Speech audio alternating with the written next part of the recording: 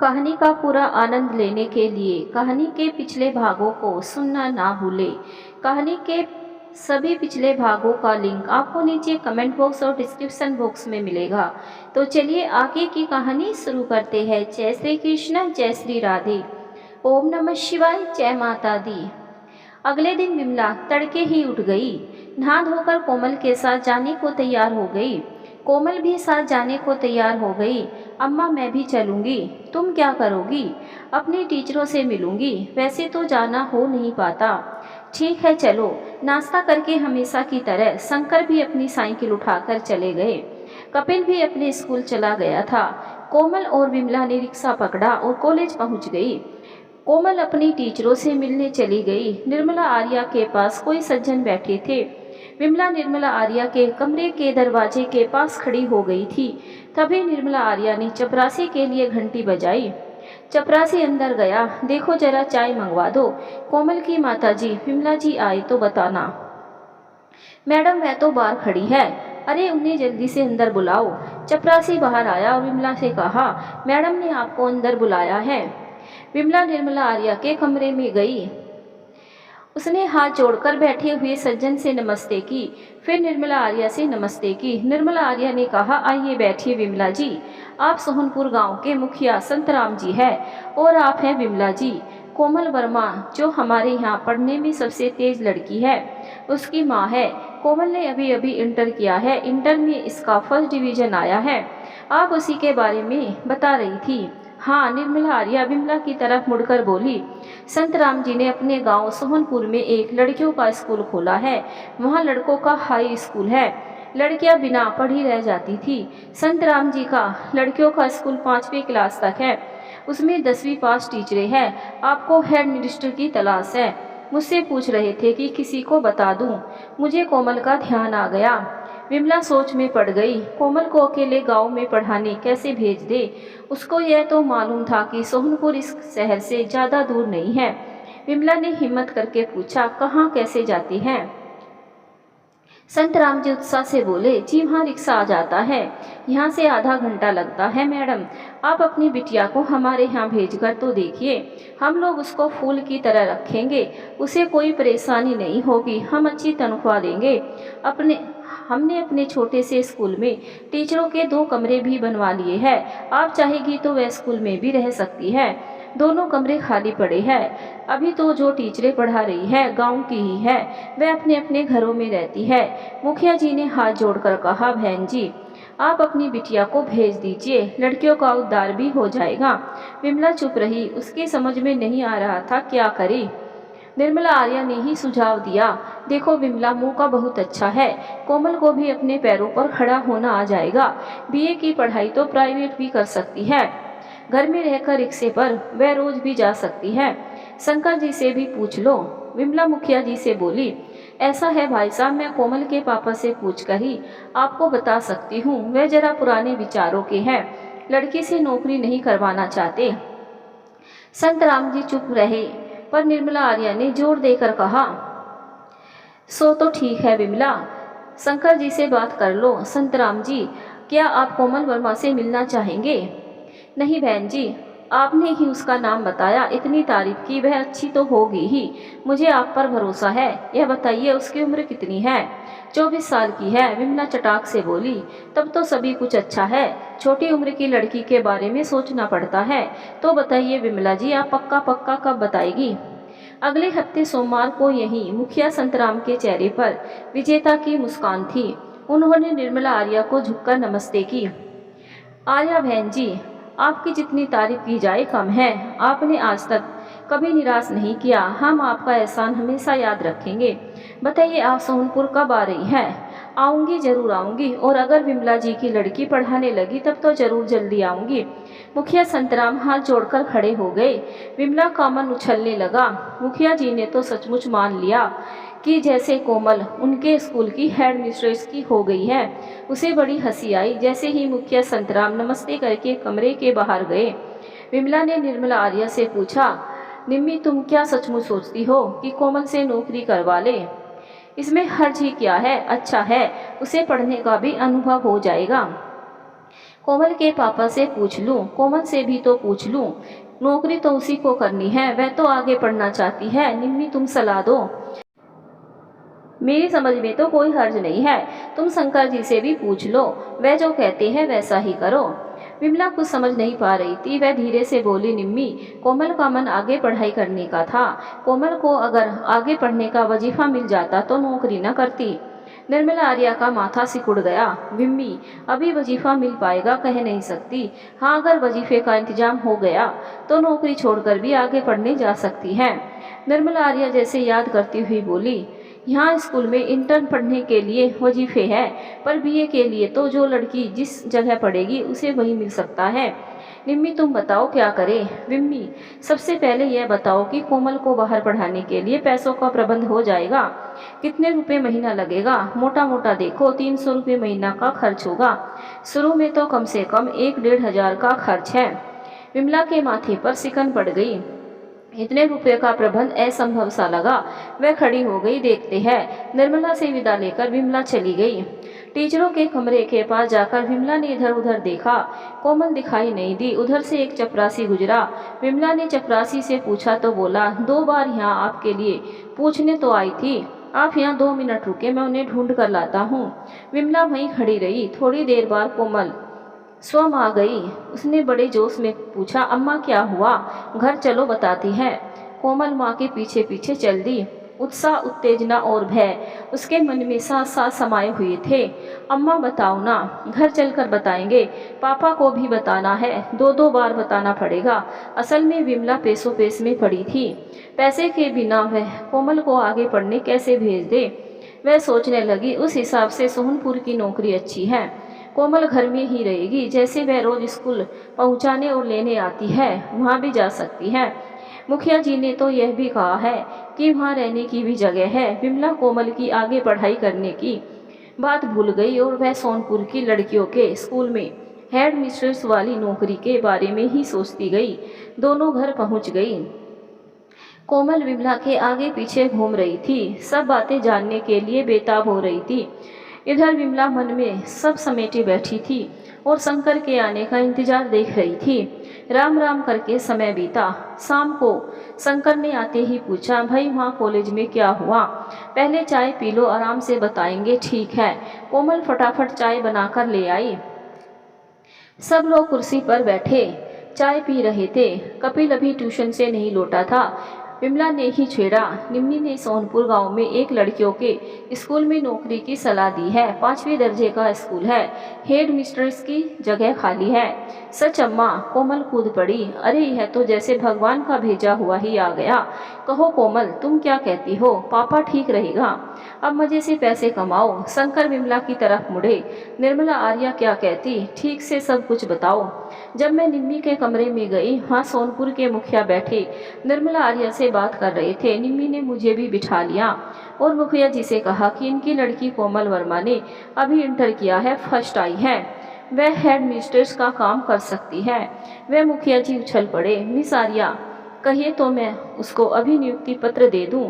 नहीं भाई, इतनी जल्दी ना करे, यह उसकी माँ है, इन्हें अपने पति से भी तो बात कर लेनी दीजिए।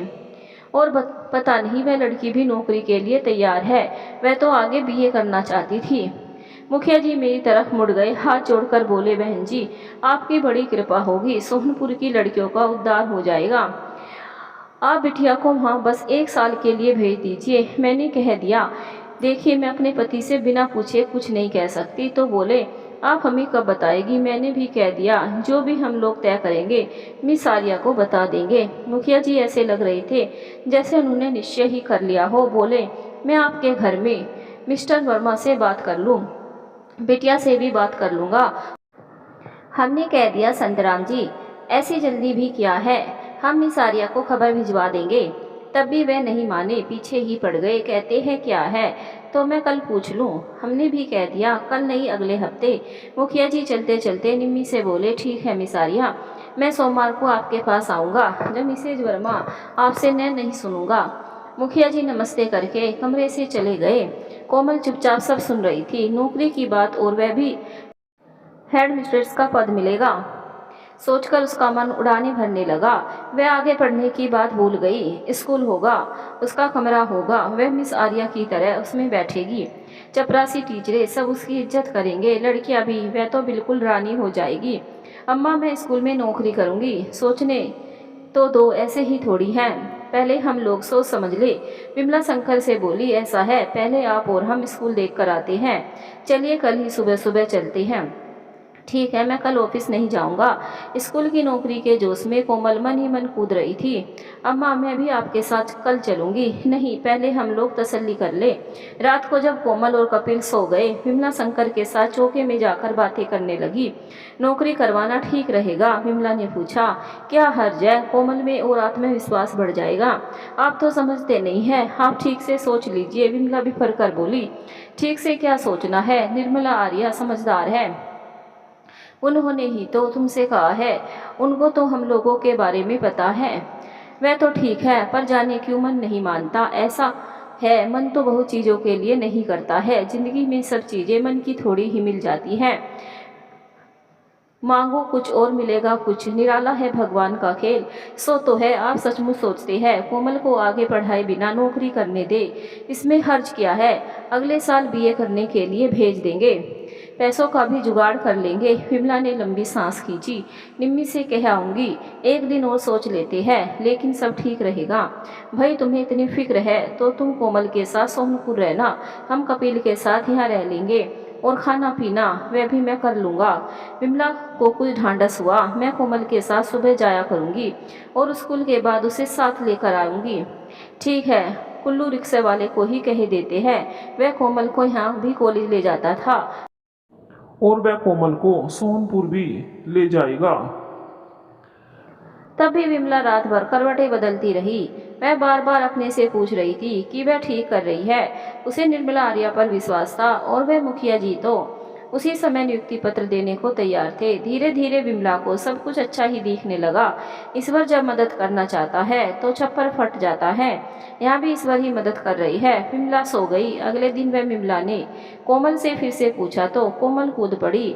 दिन भर कोमल विमला के पास आ आकर कहती, हाँ मैं नौकरी करूँगी अम्मा, हर महीने आधी तनख्वाह जमा करूँगी। कितने रुपए मिलेंगे? मुझे नहीं पता, निम्मी से पूछूंगी। अम्मा जल्दी से तैयार हो जाओ। ठीक है। विमला और कोमल साड़ी पहनकर तैयार हो गई। कुल्लू रिक्शा वाला भी आ गया।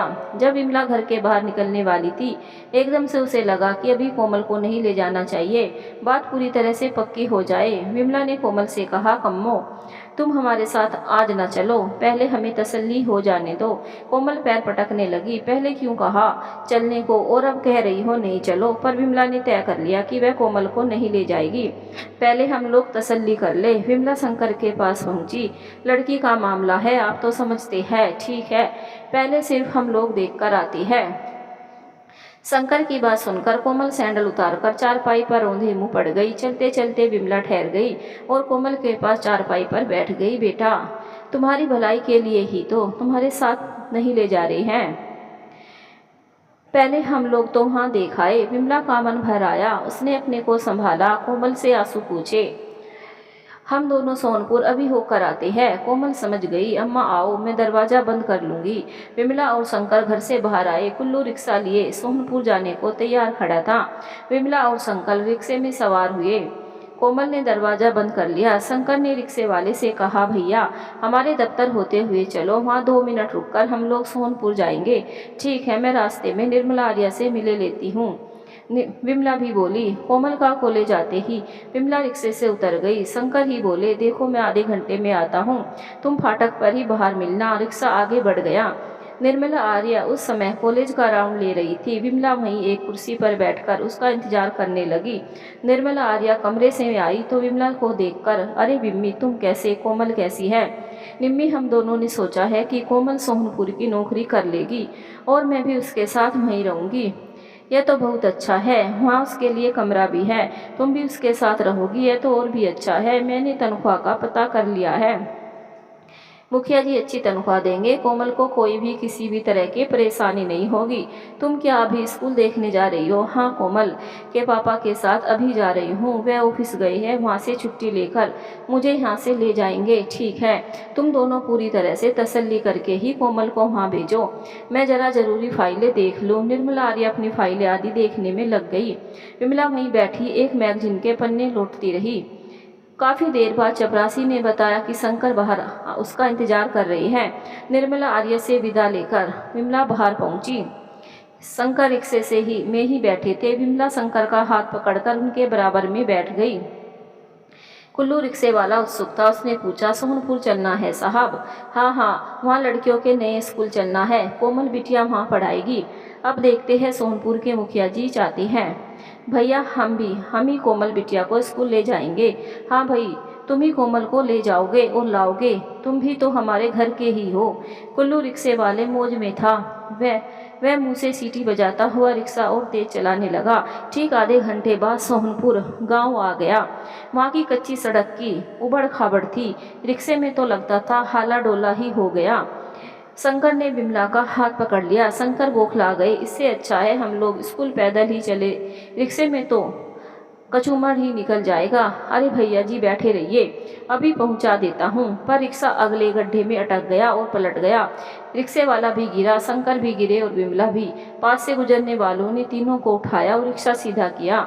रिक्शे वाला भी खड़ा हो गया। वह धूल झाड़कर रिक्शे पर बैठकर फिर से चलने को तैयार हो गया। विमला रिक्शे पर नहीं बैठी, उसका मन खिन्न था।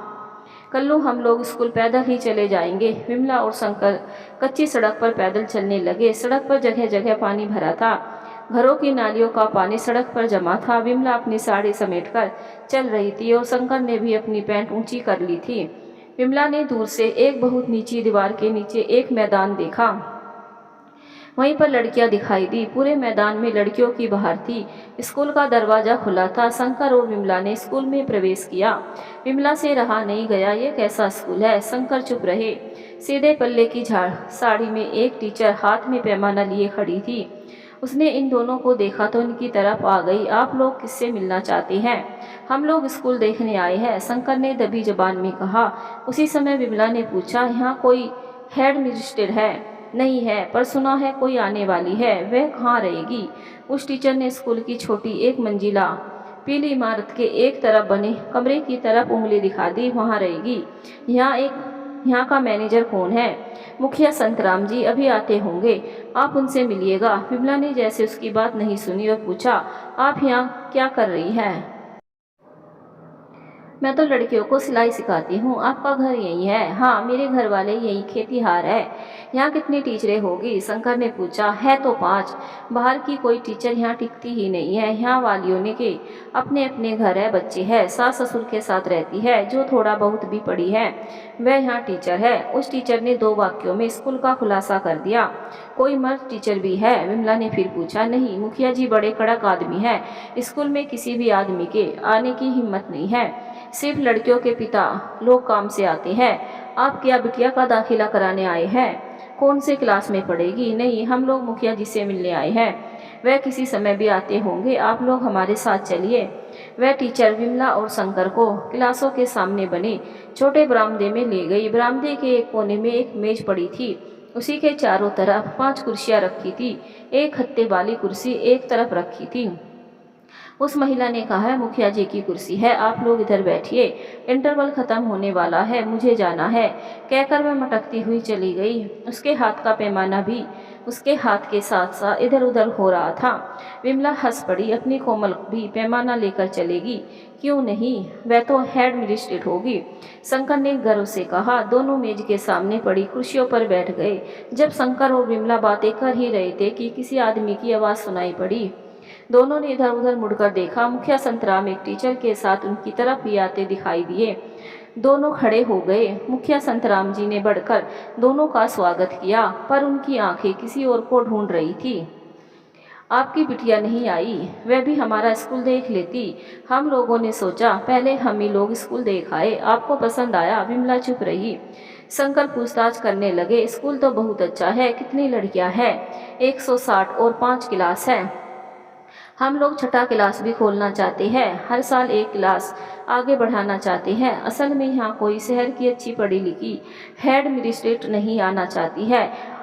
एक आई भी तो 2 महीने में चली गई, क्यों नहीं ठहरती? गांव है, शहर शहर की तरह यहाँ कुछ नहीं है। क्या दिक्कत है? बिजली पानी है, वह तो मुश्किल है। लैंप और लालटेन जलते हैं, नल और कुएं से पानी आता है। विमला अवाक थी, पर शंकर एक सवाल के बाद दूसरा सवाल किए जा रहे थे। यहाँ हेड मिनिस्ट्रेट के रहने की भी जगह है? वह तो हमने स्कूल बनाने के साथ ही बना ली थी। एक कमरा और उसके सामने बरामदा है। बरामदे में कोने में खाना बनाने की भी जगह है। हम लोग देख सकते हैं, क्यों नहीं? मुखिया संतराम उसी बरामदे में बने दूसरे कोने के एक कमरे में ले गए। कमरे में बांध की एक चारपाई पड़ी थी। कमरे में आगे पीछे 2 दरवाजे थे। पीछे के दरवाजे की चिटकनी खोलकर विमला बाहर गई। वहाँ एक चारपाई बरामदे में खड़ी थी। उसी बरामदे के कोने में एक सीमेंट का रेक था। उसी के बगल में एक सफ़ेद पूती अलमारी रखी थी। अलमारी पर हाथ के काले काले दाग थे। मुखिया जी बड़े गर्व से बोले, देखिए हमने सब सुविधा दी है। बरामदे की सीढ़ी उतरकर एक छोटी कोठड़ी थी। यह गुसलखाना है, इसमें कपड़े टांगने की 4 खुंटियाँ भी है। उन्होंने एक कोने की खुंटी की तरफ उंगली से दिखाया। वह खुंटी लालटेन टांगने की है। हम लोगों ने यहाँ 2 लालटेनें दी हैं, जिससे रात में रहने वाले को तकलीफ ना हो। उधर बराबर में संडास है। विमला शंकर और मुखिया को वहीं छोड़कर फिर से कमरा देखने गई। कमरे में बाहर की दीवार में एक खिड़की भी थी, उसमें सलाखें लगी थी। विमला ने 2 बार खिड़की के पल्ले खोल खोल कर देखे और चिटकनी भी देखी कि सब ठीक है। अभी तक शंकर और विमला जहाँ जहाँ गए रहे वहाँ पर जगह बिजली थी। सोनपुर में बिजली नहीं थी, कैसे रहेगी कोमल? सोचकर विमला ने शंकर की कोहनी मारी और धीरे से कहा, यहाँ बिना बिजली के कोमल कैसे रहेगी? घर चलकर बात करते हैं। शंकर ने मुखिया जी से पूछा, यहाँ स्कूल के अहाते में कोई और भी रहता है? मुखिया जी कुछ पैसों में पड़ गए, सिर खुजलाने लगे। हाँ, एक आदमी की ड्यूटी तो है, अकेली लड़की रात में कैसे रहेगी? देखिए उसका भी इंतजाम हो जाएगा, वह आए तो। जब तक कोई इंतजाम नहीं होता आप ही सोचिए हम लोग उसको यहाँ कैसे रहने के लिए भेज दें। आप चिंता ना करें, कुछ न कुछ प्रबंध करेंगे। वह यहाँ अकेली नहीं रहेगी। देखिए आप अभी 2-4 दिन उसके वहीं से आने का प्रबंध कर ले। गांव ज़्यादा दूर नहीं है, रिक्शे के पैसे स्कूल दे देगा, यह ठीक रहेगा। शंकर ने चैन की सांस ली। लेकिन वह यहाँ कब ज्वाइन करेगी? आप लोग कब बताइएगा? आपको कल ही सूचना दे देंगे। हमें अपनी बिटिया से भी बात करनी है। सो तो है, कल मैं भी आपके घर आ जाऊँगा। आप तकलीफ ना करें, हम लोग आपसे 4 बजे वहाँ के कॉलेज में मिस निर्मलारिया के कमरे में ही मिल लेंगे। मुखिया जी के चेहरे पर चमक बढ़ गई। मुखिया संतराम अपने गांव के हृदय से चाहते थे। उनकी बड़ी इच्छा थी कि गांव की लड़कियां पढ़े और आगे बढ़े। अक्सर वह मित्रों के साथ बैठते तो यही दोहराते, अगर समाज में आगे बढ़ना है तो सबसे पहले लड़कियों को पढ़ाना चाहिए। उनके खिले विचार थे और यही सोचकर उन्होंने सबसे पहले अपनी बहुओं को घूंघट हटवाया। घर की लड़कियों को सलवार कमीज पहना कर रखा। उनके घर की स्त्रियां सिर ढक कर ही रहती थी, पर घर पर लड़कियां सलवार कमीज पहनती थी। बड़ी लड़कियां दुपट्टा भी ओढ़ती थी। मुखिया संतराम की सोहनपुर गांव में बड़ी इज्जत थी। गांव का हर आदमी, छोटा बड़ा लड़का उनको देखकर उनके पैर छू लेता था। विदा करते करते उन्होंने हाथ जोड़कर शंकर और विमला से विनती की, आप लोग अपनी बिटिया को यहाँ जरूर भेज दे, गांव का बड़ा उद्धार होगा। चलते चलते मुखिया जी ने मानो शंकर और विमला से वचन ले लिया कि वे अपनी बिटिया को गांव जरूर भेजेंगे। मुखिया जी से बात करके विमला और शंकर मन में खुश थे। विमला रिक्शे में बैठते ही शंकर से बोली, ईश्वर को लाख लाख धन्यवाद, कोमल को घर बैठे ही नौकरी मिल गई। इसके लिए अपनी सखी निम्मी को धन्यवाद दो। सब उन्होंने किया है, पर सुनिए अब आपको घर में समय देना पड़ेगा। मैं कोमल को अकेला नहीं छोड़ूंगी। अरे डरती क्यों हो? उसको अपने पैरों पर खड़ा होने दो। मुखिया संतराम जिंदाबाद। सो तो है, पर यह गाँव है। गांव है तो क्या हुआ? कोमल तो घर में रहकर यहाँ लड़कियों के स्कूल में पढ़ाएगी। जाने क्यों मन घबराता है? तुम्हारा मन तो भगवान ने अपने आप रचा है। कोई पास से निकल भर जाए, बस छुई मुई की तरह सारी पत्तियां नीची हो जाती हैं। रिक्शा घर के सामने रुका। विमला जल्दी से आगे बढ़ गई। उसका मन कोमल को सब कुछ बताने को आतुर था। शंकर कुल्लू रिक्शा वाले से बात करते रहे। कुल्लू भी बड़ा खुश था। महीने में बंधी तनख्वाह मिलेगी और इतवार की छुट्टी अलग से। विमला ने घर का दरवाजा खटखटाया। कोमल ने दरवाज़ा खोला। कोमल सांस रोककर शंकर और माँ का इंतजार कर रही थी। अम्मा, वहाँ क्या हुआ? सब ठीक हो गया है ना? मैं कब जाऊँगी? अब कल हम लोग निम्मी से मिलेंगे, वहाँ संतराम जी भी आएंगे, सब तय हो जाएगा।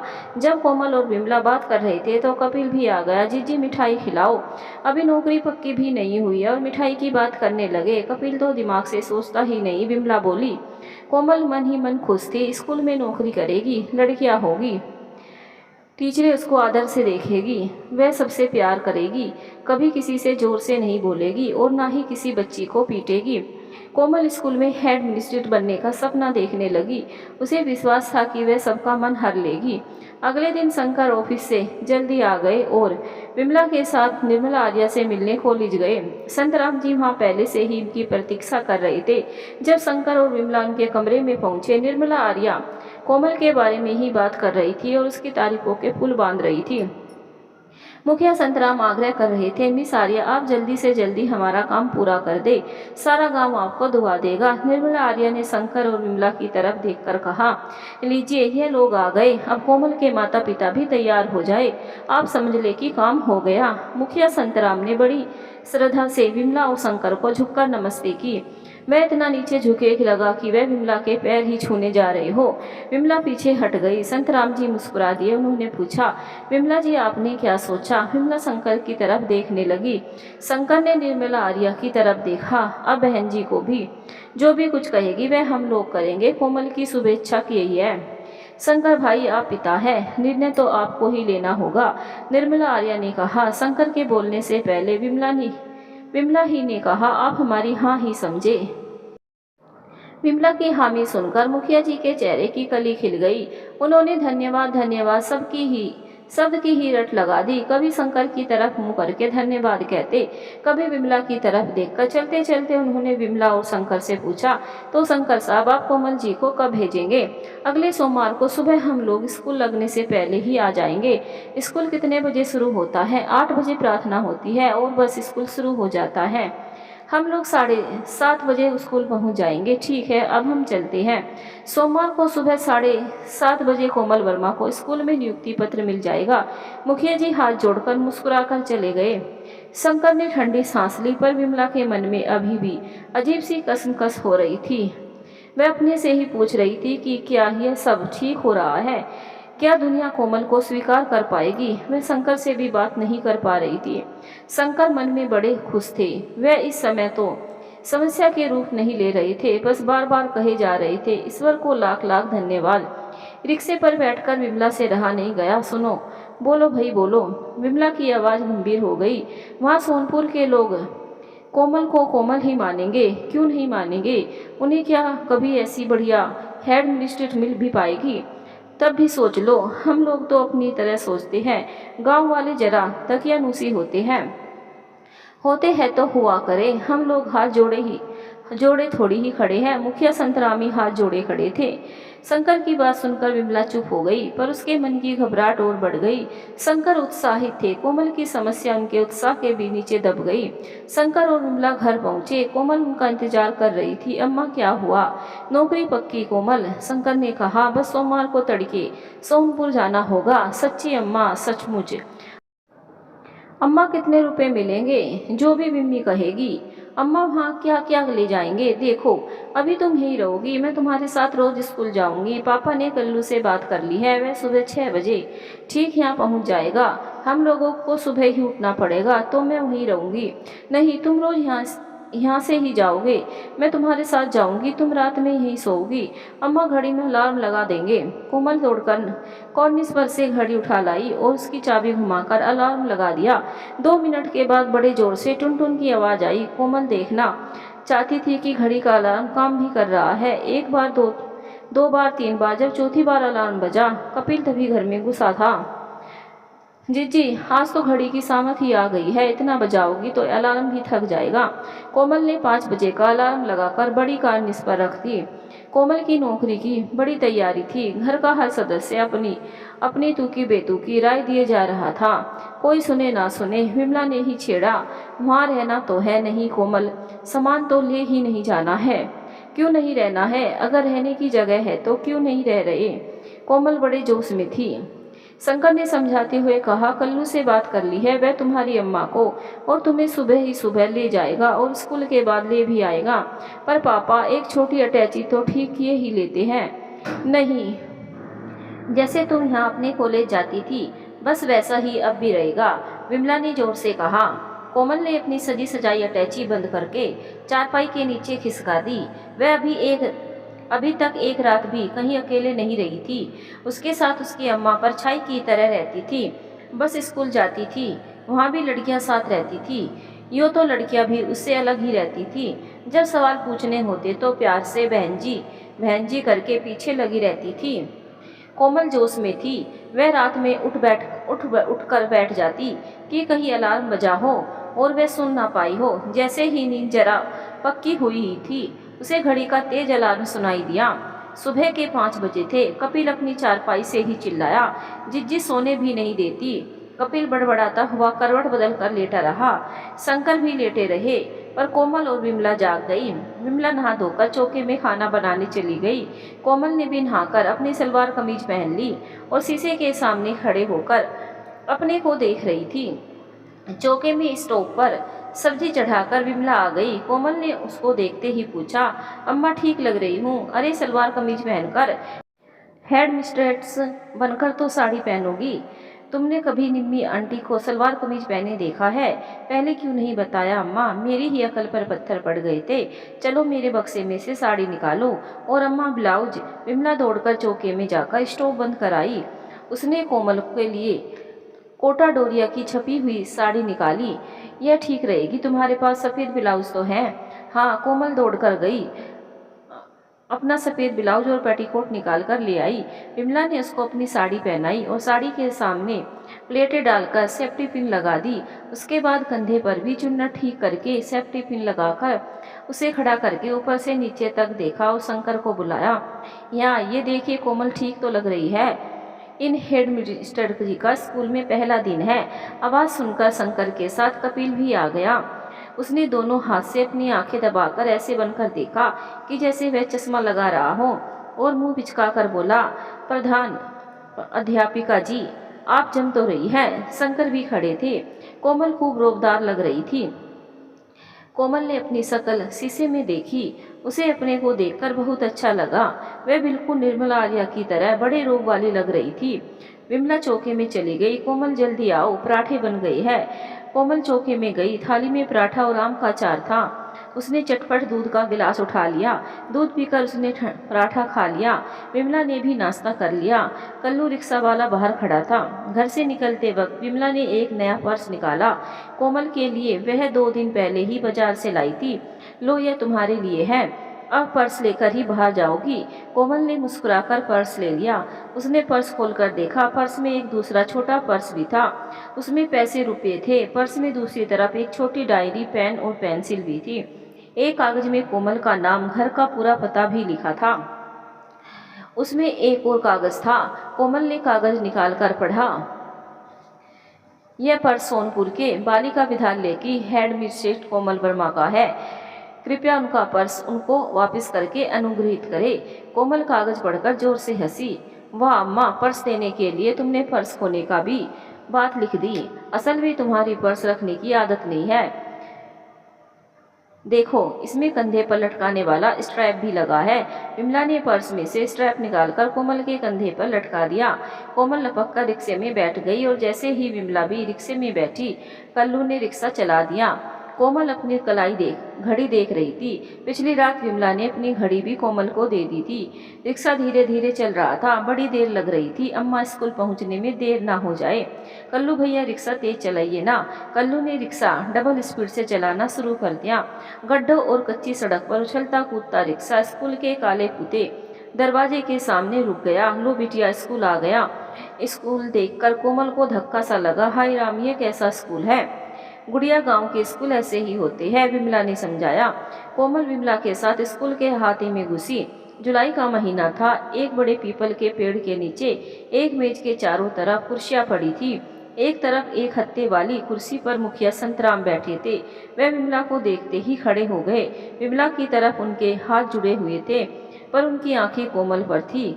उनकी अजीब सी नज़र से कोमल कुलबुला गई।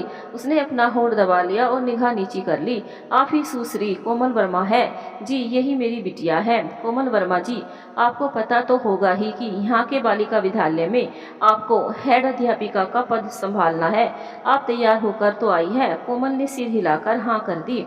हमारे विद्यालय में 5 अध्यापिकाएं हैं और 5 ही क्लास है, एक चपरासी भी है।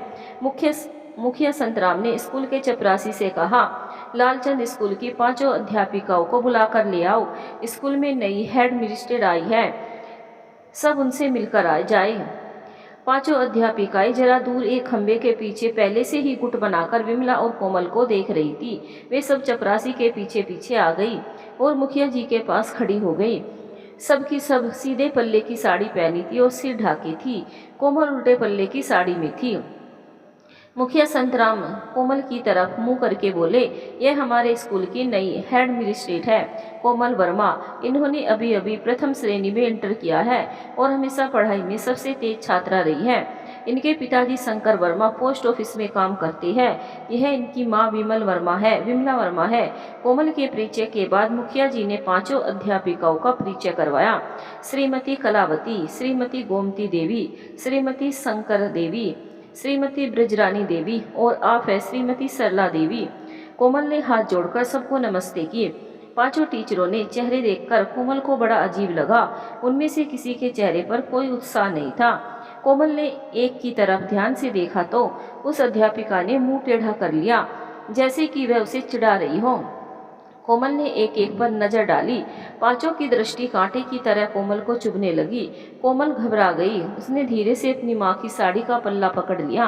विमला को भी अध्यापिकाएं अजीब सी लगी। इनके बीच में उसकी कोमल कैसे रहेगी? यह सब बातें उसके मन को विकल कर गई।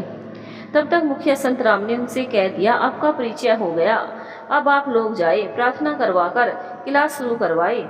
हम इनसे बात करके सब समझाई देते हैं। अध्यापिकाएं चली गई। उनके जाने के बाद ही कोमल को चैन आया। वे मुखिया संतराम जी की तरफ देखने लगी।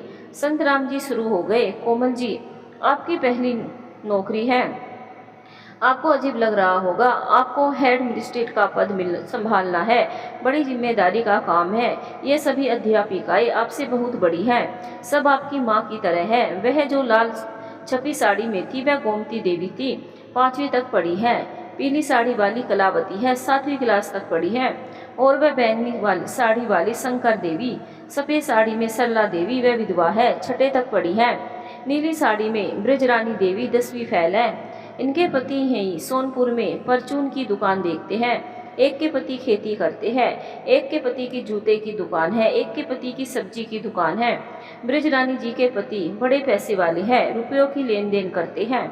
मुखिया संतराम ने वहाँ की लड़कियों के बारे में भी बताया। कोमल को स्कूल प्रार्थना की आवाज़ सुनाई दे रही थी। कोमल को भी यह प्रार्थना याद थी। प्रार्थना सुनते ही उसके होठों पर भी प्रार्थना बुदबुदाने लगी। विनती सुन लो हे भगवान, हम सब बालक है नादान, विद्या बुद्धि नहीं कुछ पास, हमें बना लो अपना दास, खूब पढ़ाओ खूब बढ़ाओ, बड़े बड़े पद पावे हम, तुमको नहीं भुलाए हम, विनती सुन लो हे भगवान। उसी समय विमला ने मुखिया संतराम जी से पूछा, मुखिया जी यह बताइए इस वक्त यहाँ हेड मिनिस्ट्रेट का काम कौन कर रही है? ब्रजरानी देवी, यही सबसे ज़्यादा पढ़ी लिखी है, वही थी जिनके चेहरे पर चेचक के दाग थे। ओह, कोमल के मुंह से निकल गया। उन्हीं अध्यापिका ने ही उसकी तरफ देखकर अजीब तरह से नाक सिकोड़ी थी। मुखिया संतराम खड़े हो गए, आइए आपको स्कूल दिखा दे। कोमल और विमला मुखिया संतराम के साथ स्कूल देखने गई। हर क्लास के बाहर कक्षा का बड़ा बड़ा नाम लिखा था। लड़कियां टाटों पर बैठी थी, उनके सामने उनका बस्ता रखा था। सबके पास स्लेट और लिखने के लिए चौक थी। जमीन पर बिछे टाट पर बैठी लड़कियों को देखकर कोमल को बड़ा अजीब लगा। उसने न कभी गांव देखा था, न गांव का स्कूल ही देखा था। एक बार उसका मन चाहा कि वह वहां से भाग जाए, पर उसी समय उसमें जाने कहां से ताकत सी आ गई। गांव में रहकर ही तो देश सेवा की जा सकती है, और मन में उत्साह भरने लगा। उसने मुखिया जी से पूछा, मुखिया जी यहाँ कब से काम शुरू कर दूं? मुखिया जी ने कोमल को आश्चर्य से देखा। उन्होंने पहली बार उसकी बोली सुनी थी। वह क्षण भर को उसकी बोली सुनकर हिल से गए। पर उन्होंने अपने को संभाल लिया। आज ही से शुरू कर दे। मुखिया जी कोमल और विमला को पीपल के पेड़ के नीचे पड़ी मेज के पास ले गए। उन्होंने कोमल को आदर से हत्थे वाली कुर्सी पर बैठने को कहा। कोमल जी आप उस पर बैठिए। उस पर मुखिया जी आप ही बैठे। आज उस कुर्सी पर आप ही बैठिएगा। तकल्लुफ के बाद कोमल हत्थे वाली कुर्सी पर बैठ गई। कोमल को उस कुर्सी पर बैठा देखकर विमला का मन उत्साह और गर्व से भर गया। कोमल को कुछ ध्यान आया। वह कुर्सी पर से उठी और उसने झुककर माँ विमला के पैर छू लिए। विमला ने कोमल को हृदय से लगा लिया। दोनों की आंखें नम हो गई। बिना बोले ही कोमल ने जैसे विमला को धन्यवाद दे दिया। उसके जीवन में वह शुभ दिन लाने के लिए माँ विमला को ही पूरा श्रेय जाता है। देखकर मुखिया जी भी गदगद हो गए। उन्होंने विमला से कहा, बहन जी आप आराम से घर जाए। यहाँ आपकी कोमल हर तरह से सुरक्षित है। अब हम लोग इनकी देखभाल करेंगे, आप चिंता ना करें। आज मैं कोमल को अपने साथ ही लेकर जाऊंगी। कोमल मुखिया जी के साथ बात करती रही। विमला जरा दूर एक दूसरी कुर्सी पर बैठकर किताब के पन्ने पलटने लगी।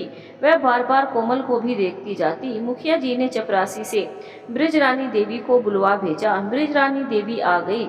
मुखिया जी उनसे बोले, हाँ बृजरानी जी, आप अपनी हेड मिस्ट्रेस कोमल जी को यहाँ का सब कुछ हिसाब किताब बता दें। कोमल जी ने प्रथम श्रेणी में अभी अभी इंटर पास किया है और हाँ, ये अपने स्कूल की लड़कियों में इस वर्ष प्रथम में प्रथम आई है। पिछला रिकॉर्ड तोड़ा है। मुखिया जी कोमल की जितनी तारीफ कर रहे थे, बृजरानी देवी उतनी ही बेचैन हुई जा रही थी। कोमल को अपनी तरफ तारीफ सुनकर बड़ा अजीब लग रहा था। इस तरह से उसने अपने बारे में पहली बार ही सुना था। उसने आंखें नीची कर ली थी। एक बार उसने धीरे से सिर उठाकर बृजरानी देवी को देखा। उनके माथे पर बल पड़ गए थे। नाक वह पहले ही सिकोड़े थी। मुखिया जी ने कोमल से कहा, अभी तक बृजरानी जी ही स्कूल की हेड मिनिस्टर थी। इनको अनुभव भी है। अब आपको यह सब विस्तार से बता देगी। मुझे जरा गांव में काम है। 3:30 बजे मैं फिर आऊँगा। मुखिया जी ने दूसरे पेड़ के नीचे बैठी विमला को देखा। वह वहीं से बोले, अरे बहन जी आप वहाँ बैठी हैं। फिर वह मुड़कर बोले, बृजरानी जी आप कोमल जी को देख लीजिएगा, मैं जा रहा हूँ। मुखिया जी ने अपनी गांधी टोपी संभाली और खड़े हो गए। कोमल का मन चाहा वह भी उनके साथ माँ के पास चली जाए, पर अब नई जिम्मेदारी सिर पर थी। उसने बृजरानी जी की तरफ याचना भरी दृष्टि से देखकर कहा, आप बताएं मुझे कैसे क्या करना है। बृजरानी देवी ने कहा, आप तो पढ़ी लिखी समझदार है, आपको क्या समझाऊं। हिम्मत करके बड़ी नम्रता से कोमल ने फिर विनती की, बहन जी आपको ही मुझे बताना पड़ेगा, मैं तो यहाँ पहली बार आई हूँ। बृजरानी भी अपने आपे में लौट आई। चलो पहले तुम ये रजिस्टर देखो, इसमें सब टीचरें आते ही साइन करती हैं। कोमल ने रजिस्टर देखा। सारी टीचरों के साइन थे। उसने पिछले पन्ने भी पलट कर देखे। वह सारे के सारे पन्ने खाली थे। बृजरानी जी के भी साइन नहीं थे। उसने उनसे पूछ ही लिया, क्या पिछले हफ्ते छुट्टी थी? किसी के साइन नहीं है। इतना पूछना था कि बृजरानी बिफर पड़ी। तुमने तो यहाँ आते ही सबको टोकना शुरू कर दिया। यहाँ इतना काम रहता था कि किसी को साइन करने का समय ही नहीं मिला। अब ऐसा है कोमल जी, आप खुद ही क्लासों को देखने जाए, मुझे कुछ और काम है। बृजरानी जी वहाँ से चली गई। कोमल का मन चाहा कि उनका हाथ पकड़कर उनको रोक ले। मन में उनके प्रति गुस्सा भी था, पर अब वह किससे बात करे, किससे सलाह ले। तभी उसे सफ़ेद साड़ी पहने बड़ी सौम्य कमला देवी की याद आई। वह यही टीचर थी जो 6ठी क्लास पास थी। कोमल पेड़ के नीचे बैठी पड़ी अपनी मेज के पास लौट आई और हत्थे वाली कुर्सी पर बैठ गई। उसने चपरासी से कमला जी को बुलवाना भेजा। चपरासी के साथ कमला जी आ गई। मैं बड़ी घबराई हुई थी। आपने मुझे बुलाया था? हाँ, आपसे बात करना चाहती हूँ, पर अभी तो मैं क्लास में पढ़ा रही हूँ। क्लास के बाद आ जाऊँ? ठीक है। कमला देवी अपनी क्लास में फिर से पढ़ाने चली गई। उधर विमला ने देखा कोमल कुर्सी पर अकेली बैठी है। वह उठी और कोमल के सामने पड़ी कुर्सी पर बैठ गई। कोमल, यहाँ सब ठीक तो है? मैंने बृजरानी जी को देखा था, वह एकदम से क्यों चली गई?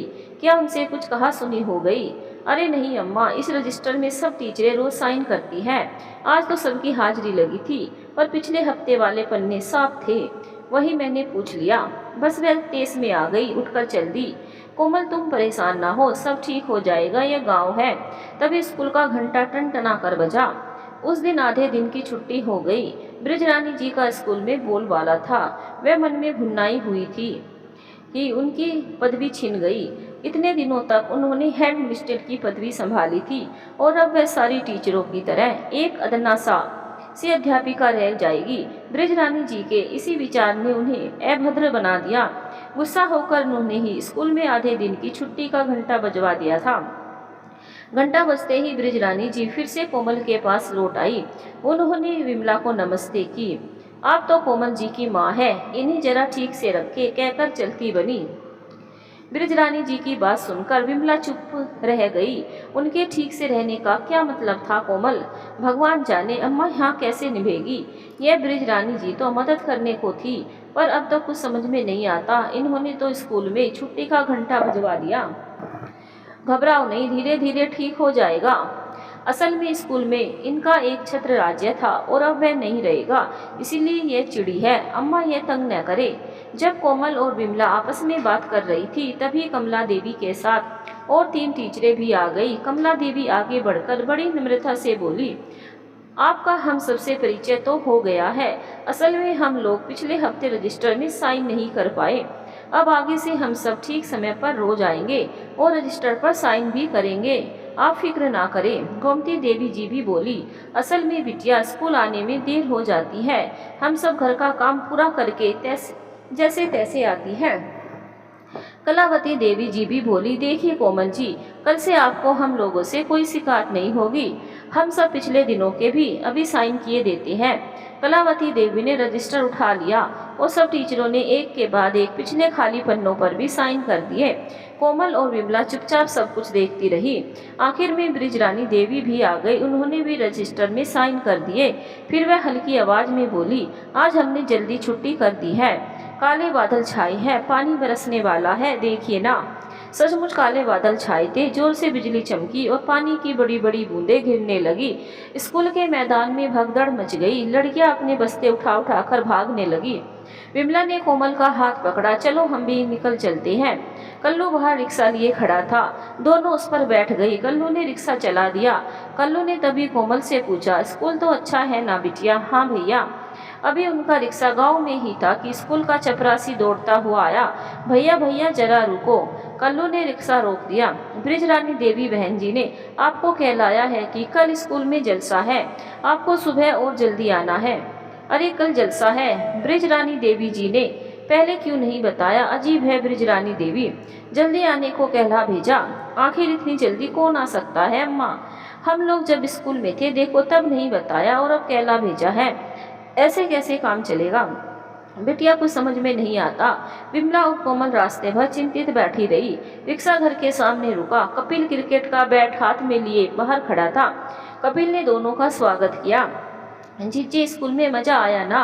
अरे आप तो हेड अध्यापिका है, बड़ा रोआब है ना आपका वहाँ। कोमल कुछ नहीं बोली। स्कूल की नौकरी में पहला कटु अनुभव उसे कचोट गया था।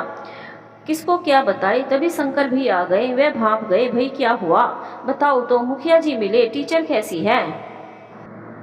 पापा सब ठीक तो है, मुखिया जी वहाँ थे। असल में वह ब्रिजरानी जी है ना। विमला बढ़कर आ गई। अभी तक तो वह हेड मिनिस्ट्रेट बनी थी। उनका एक छत्र राज्य था, खूब मनमानी करती थी। अब पहुंच गई उनके सिर पर हमारी कोमल, तो क्या हुआ? शुरू शुरू में तो यह सब होता ही है। पापा मुझसे यह नौकरी नहीं होगी, कोमल बोली। अंदर चलो, बैठकर बात करते हैं। कपिल चौके में जल्दी से चाय बनाकर थाली में 4 गिलासों में कड़क चाय ले आया। जिज्जी पहले चाय पी लो। उसने एक गिलास कोमल को पकड़ा दिया। तो जिज्जी कल स्कूल जाओगी या नौकरी की? राम नाम सत्य है। कैसी बोली बोलता है कपिल? शुरू शुरू में तो काम करने में मुश्किलें तो होती ही है, दुनिया से भागा थोड़ी ही जाता है। विमला ने समझा कर कहा, तुम्हारी अम्मा ठीक कहती है बिटिया, 1-2 दिन देख लो फिर तय कर लेना। शंकर की बात से कोमल को ढांढस आया। ठीक है पापा। अगले दिन कोमल और विमला को फटते ही उठ बैठी। जल्दी जल्दी तैयार होकर चाय नाश्ता करके उठी ही थी कि कल्लू ने आवाज लगा दी। विमला ने चटपट चप्पल पहनी और कोमल के साथ बाहर चली गई। शंकर भी उन्हें रिक्शा में बिठाकर घर में चले गए। कोमल से ज्यादा विमला के मन में धक धक हो रही थी। ये सब कैसे होगा? कोमल अकेले इस तरह से कैसे क्या करेगी? कोई भी तो उसके साथ स्कूल में नहीं है। कोमल और विमला रास्ते भर चुप रही। स्कूल के पास जाकर रिक्शा रुक गया।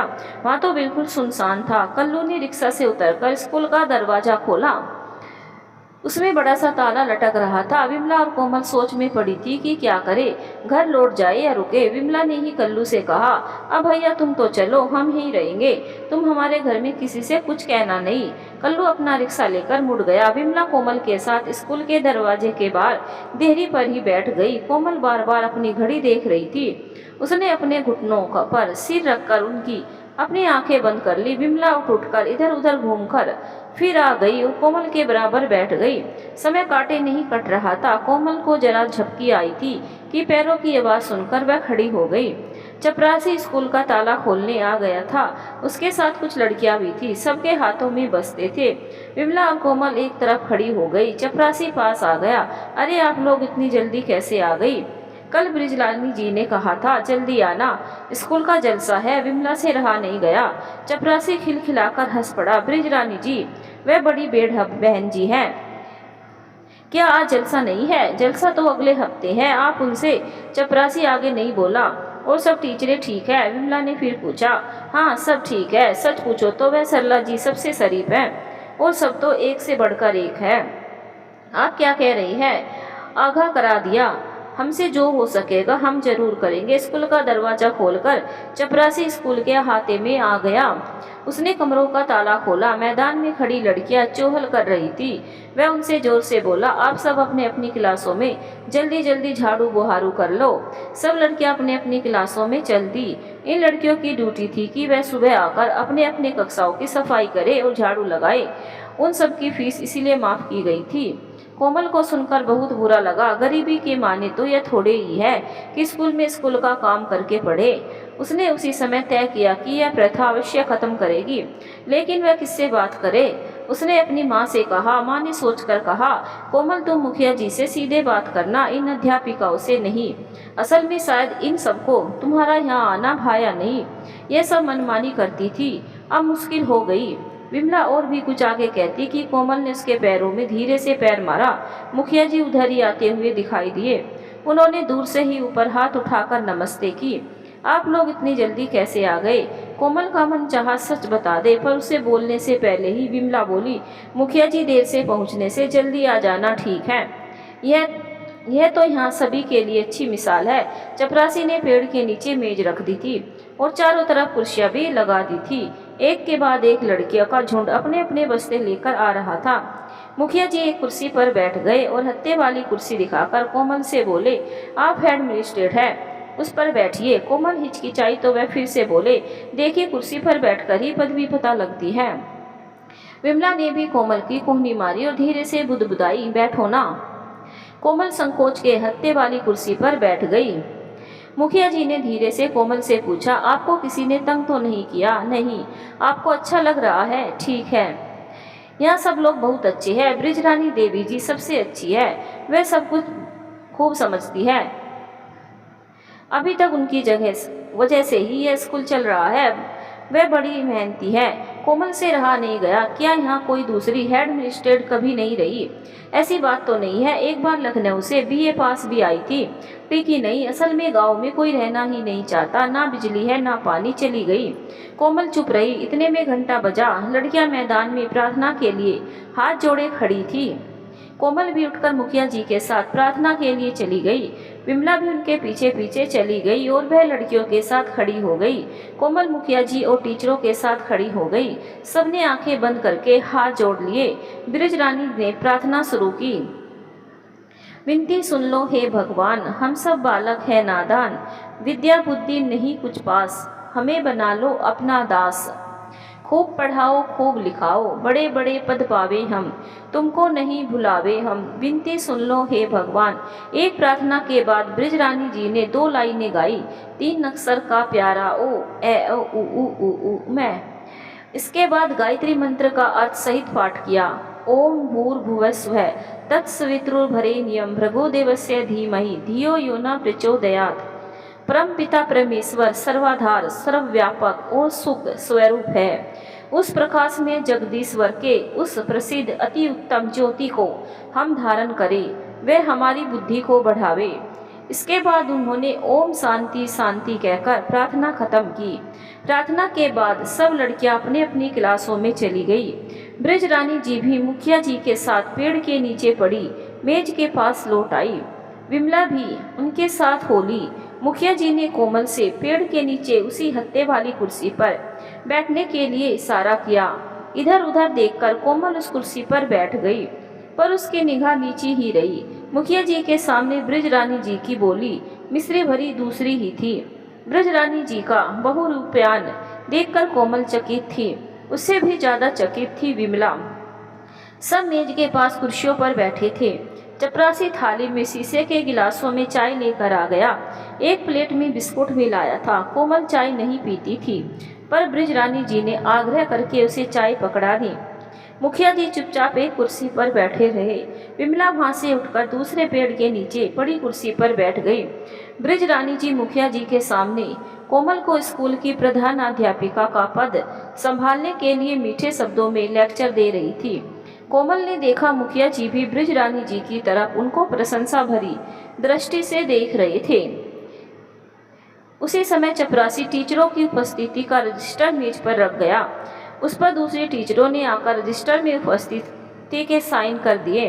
तभी ब्रजरानी जी ने मुखिया जी से कहा, भाई साहब आपको देर हो रही है, आप चले। मुखिया जी नमस्ते करके चले गए। फिर ब्रजरानी जी ने कोमल से कहा, अब आप ही क्लास ले, क्या आप आज पढ़ाना शुरू करना चाहेगी? कोमल चुप रही। आपका सबसे अच्छा विषय क्या था? अंग्रेजी। अंग्रेजी तो यहाँ है नहीं। अंग्रेजी के बाद आपका कौन सा विषय अच्छा था? गणित। तब तो कोमल जी आपको गणित ही लेनी होगी। 5 क्लास है, पांचों में आप गणित पढ़ाए, ऐसा ठीक रहेगा। आपको हर क्लास की गणित की किताब मिल जाएगी, आप देख ले। कोमल का मन चाहा कि वह ब्रजरानी जी से पूछ ले कि हेड मजिस्ट्रेट का काम वह कब तक करेगी, पर उस समय उसने चुप रहना ही ठीक समझा। ब्रजरानी जी ने यह सब बड़े सोच समझकर पहले ही तय कर लिया था। कोमल ने देखा कि मेज के एक कोने में गणित की पुस्तकें पहले ही रखी थी। वहीं पास में गरम चाय भरा एक और गिलास भी रखा था। ब्रजरानी जी चाय का एक गिलास उठाकर हंसकर बोली, यहाँ चाय का बड़ा रिवाज है, हर समय तैयार रहती है। पर क्यों? ब्रजरानी जी और जोर से हंसकर बोली, चाय से ही तो कोमल जी आंखों में झपकी नहीं आती। अरे लालचंद जी, चपरासी जी, आपने विमला जी को चाय पिलाई? हाँ हाँ, दे आया। कोमल जी चाय पीजिए ना। मैं तो चाय नहीं पीती। ब्रजरानी जी ने तबके में आ गई, पर आपको स्कूल की रीति के अनुसार चाय पीनी पड़ेगी, वरना क्या हम सब नाराज हो जाएगी। जबरदस्ती है। जबरदस्ती ही समझिए। ब्रजरानी जी की आवाज में जरा ज्यादा ही कड़कपन आ गया था। कोमल ने लंबी सांस खींचकर गिलास उठा लिया और मुंह में लगा लिया। चाय में इलायची तो पड़ी ही थी और साथ में ढेर सारी चीनी भी पड़ी थी। औपचारिकता में कोमल ने एक घूंट चाय पीकर गिलास मेज पर रख दिया। ब्रजरानी जी क्षण भर में अपनी चाय गटक गई। कोमल ने विमला की तरफ देखा, वह भी गिलास मुंह में लगाई बैठी थी। ब्रजरानी जी चालाक थी और कोमल से उनको स्पर्धा भी थी, पर कहीं ना कहीं उनके मन में गांव की समृद्धि की ललक भी थी। शुरू में उनके मनोभाव स्पष्ट थे, पर मुखिया जी के चयन को वह अस्वीकार भी नहीं कर सकती थी और उन्होंने कोमल के प्रति अपना पैतरा बदल लिया। इलायची की कड़क चाय के साथ थोड़ी मक्खन मिश्री से ओत-प्रोत हल्की प्यार की डांट भी देती, जैसे कि वह कोमल की बड़ी शुभेच्छक हो। कोमल से ज्यादा विमला उनसे प्रभावित थी और विमला ने कोमल को समझाकर उनका मन बदल दिया। ब्रजरानी जी ने 3 दिन में दोनों का मन जीत लिया। ब्रजरानी जी के नाम से घबराने वाली कोमल अब ब्रजरानी जी पर निर्भर रहने लगी। वह उसकी सलाहकार बन गई। 3 दिन के बाद कोमल गणित की किताबें अपने साथ घर ले गई। रात में उसने किताबों के पन्ने लौटे और उसे लगा कि वह अच्छी तरह पढ़ाने का काम निभा ले जाएगी। उसने सप्ताह भर में स्कूल के अनुसार अपने आप को ढाल लिया। सुबह सुबह कल्लू के रिक्शे में वह माँ के साथ स्कूल जाती और स्कूल का काम करके गणित के क्लास लेने लगती। शुरू में लड़कियां उसे अजीब तरह से देखती थी, फिर धीरे धीरे सब कुछ ठीक हो गया। इलायची वाली चाय भी उसके मुंह लग गई। 15 दिन में उसे लगा कि वह स्कूल में पूरी तरह से रम गई। घर में भी सब सुव्यवस्थित रूप से चल रहा था। रोज की तरह एक दिन कोमल सुबह उठी। उसने देखा विमला नहीं उठी। उसने विमला को आवाज दी, अम्मा अम्मा। उसे विमला की कलहा सुनाई दी। वह दौड़कर माँ के पास गई। विमला बुखार में भून रही थी। उसने पापा को ढूंढा, दिखाई नहीं दिए। उसने आवाज लगाई, पापा पापा। शंकर गुसलखाने में नहा रहे थे और कपिल खराटे भर रहा था। कोमल ने गुसलखाने का दरवाजा खटखटा कर कहा, पापा अम्मा को बुखार है। कोमल की आवाज़ सुनकर शंकर कपड़े पहनकर बाहर आ गए। क्या अम्मा को बुखार है? हाँ पापा। पापा मैं आज स्कूल नहीं जाऊंगी। स्कूल तो जरूर जाऊंगी, मैं तुम्हारी अम्मा को संभाल लूंगा। कराहते कराहते विमला ने कहा, कोमल अकेली स्कूल नहीं जाएगी, आज उसके साथ कपिल जाएगा। शंकर ने कपिल को उठाया। वह हड़बड़ाकर उठ बैठा। क्यों अम्मा? अम्मा को क्या हुआ? उन्हें तेज बुखार है, आज आप जीजी को पहुंचाने जाइएगा। शंकर ने सख्ती से कहा, मेरा स्कूल, आज स्कूल की छुट्टी कर दो। कपिल चुपचाप तैयार हो गया। कोमल का मन सोहनपुर जाने को तनिक भी नहीं था, पर विमला पीछे पड़ गई। नागा नहीं करोगी, कल तक मैं ठीक हो जाऊंगी। कोमल बिना मन के कपिल के साथ रिक्शे पर बैठी। कल्लू ने रिक्शे की घंटी बजाई और गुनगुनाते हुए रिक्शा चला दिया। रास्ते में कोमल कपिल को अपने स्कूल के बारे में बताती रही। कपिल को अपने स्कूल की पड़ी थी। वह कोमल की बातें अनसुनी कर रहा था। उसने कल्लू से कहा, भैया जरा तेज चलाइए, मुझे स्कूल भी तो जाना है। क्या स्कूल जाना है? वहाँ नहीं रुकोगे? कोमल ने कपिल से पूछा। नहीं, आज मेरा टेस्ट है, मैं तुम्हें शाम को लेने आ जाऊँगा, ठीक है? कल्लू ने रिक्शा तेज कर दिया। हचकोले खाता हुआ रिक्शा गांव के स्कूल के सामने रुक गया। वहीं चपरासी भी खड़ा था। बहन जी, आज आपकी अम्मा जी नहीं आई, उनको बुखार आ गया है। आज मेरा भैया कपिल आया है, यह स्कूल में पढ़ता है, अभी मुझे पहुंचाने आया है। यह भैया क्या रुकेंगे? नहीं, ये अपने स्कूल जाएगा, तीसरे पैर मुझे लेने फिर आ जाएगा। उसी समय बृजरानी जी भी वहाँ आ गई। आते ही उन्होंने भी सवाल किया, अरे आज कोमल जी आपको देर कैसे हो गई? ये तुम्हारा भैया है ना? हाँ, माँ बीमार हो गई।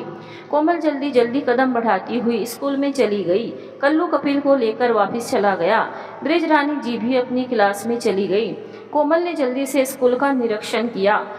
उसके स्कूल में देर से पहुंचने पर भी क्लास सुचारू रूप से चल रहे थे। उसे बड़ा अच्छा लगा। निरीक्षण करके वह अपनी मेज के पास कुर्सी पर बैठ गई।